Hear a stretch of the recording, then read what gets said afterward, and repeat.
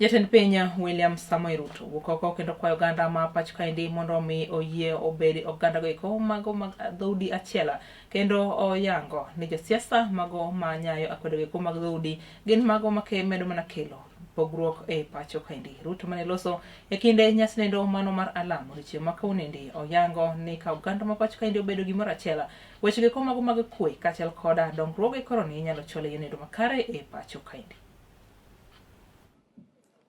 Mimi nawauliza kwa unyenyekevu ya kwamba tushirikiane na tufanye kazi kwa pamoja. Tusikubali kugawanywa kwa misingi ya dini ama kabila, tusikubali mambo ya chuki. Tuwe na umoja kwa sababu Biblia inatuambia ya kwamba pale penye umoja, kwa Zaburi 133 mstari wa 1 na 3 nasema ni vizuri sana ndugu wakiishi kwa umoja, kwa sababu pale kwenye umoja Mungu anaamurisha baraka. If we want our nation to be truly blessed, we must work together in unity.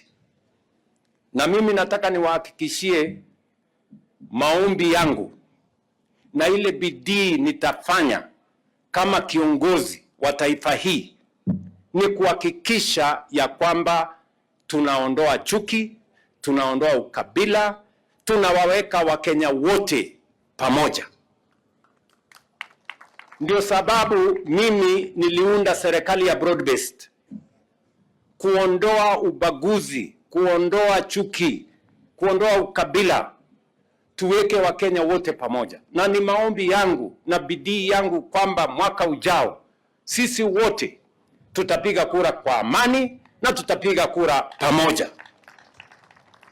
Hata wale tulishindana na wao 2022, hii 2027 kwa mapenzi ya Mungu tutapiga kura pamoja.